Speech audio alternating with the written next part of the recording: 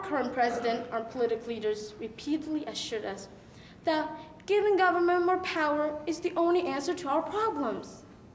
Let me remind you the words of our former President Thomas Jefferson: a government big enough to give you everything you want. It's strong enough to take everything you have. The course of history shows as government grows, liberty decreases. Ladies and gentlemen, leadership is an issue that affects all of us. We're called to exercise it, and everyone has a leadership role to play. Many of us have heard of Mother Teresa.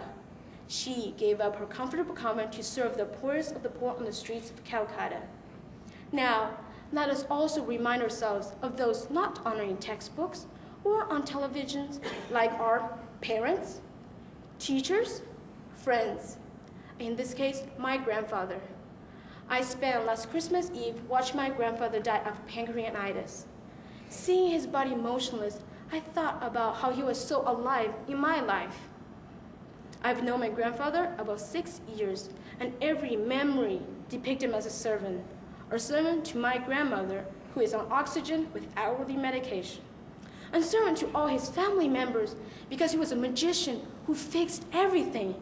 Only to remind myself how he was a servant of servants, I shall say his last word: make sure that she takes her medication at 9 o'clock. He was referring to my grandmother, who was sobbing at his bedside. Leading, not blinding. Serving, not commanding. Giving, and not extorting. Good leadership does not take away an individual's freedom, accountability, or responsibility. Just as a leader is to serve those he leads, those who follow ought to do the same. In doing so, they, along with the leader, practice self-discipline, love, and respect for others. Take action. Demonstrate values of service and inspire others to become the stewards of our society.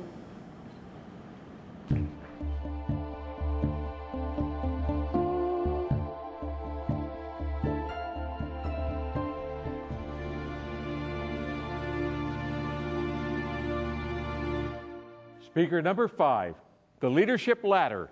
The leadership ladder, speaker number 5.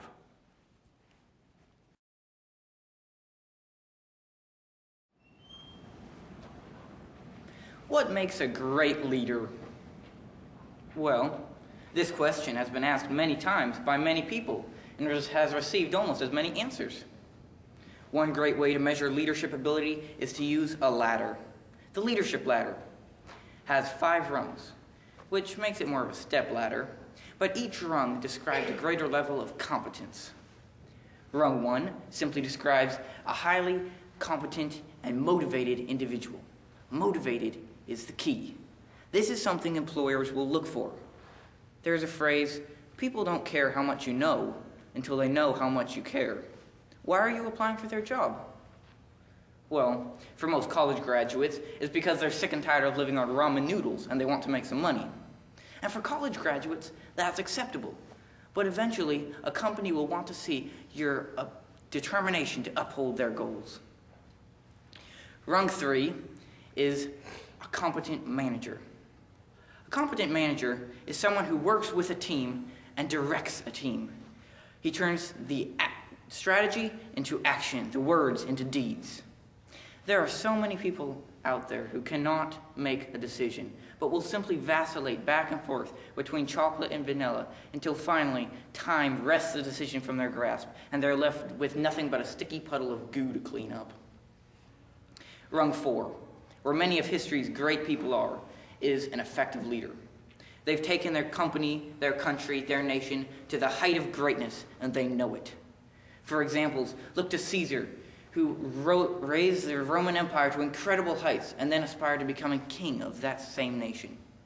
Look to Napoleon Bonaparte, who came this close to conquering all of Europe and Russia. Or, for that matter, look to President Roosevelt, Teddy or FDR, take your pick, who both achieved lasting fame and left their stamp upon our own country. Now, you may be wondering why, of course, if you remember that we were discussing a 5-rung ladder, why you are hearing the names of some of the greatest leaders in history when we still have 1 rung to go. Well, a rung 5 leader is a leader who combines his ferocious ambition with personal modesty. This is very important. It allows a rung 5 leader to put his own ego behind the good of the organization, whether it be a company or a nation. This trait can be summed up well by an analogy called the window and the mirror. It goes like this. A window is here and a mirror is here. When the time comes to recognize the authors of their success, a rung 5 leader will come to the window, and they see out and look at their followers, soldiers, employees, and even Lady Luck, whereas a level 4 leader comes to the window and sees in himself the driving force that took their organization from the brink of disaster to the peak of greatness. When things go badly, a level 5 leader stands at the mirror and sees in himself the responsibility for what went wrong, while a level 4 leader takes a quick trip to the window. You see, a mirror limits your field of vision, while a window allows those who use it, the level 5 leaders, to see what really is best for their organization. For example, they realize that they're not going to live forever, and they appoint successors who will keep the place going after they're gone. Almost 85% of level 4 leaders have either appointed successors who are too weak to lead, or worse, set them up specifically to fail in order that everyone might see that it really was they that kept the place going all along.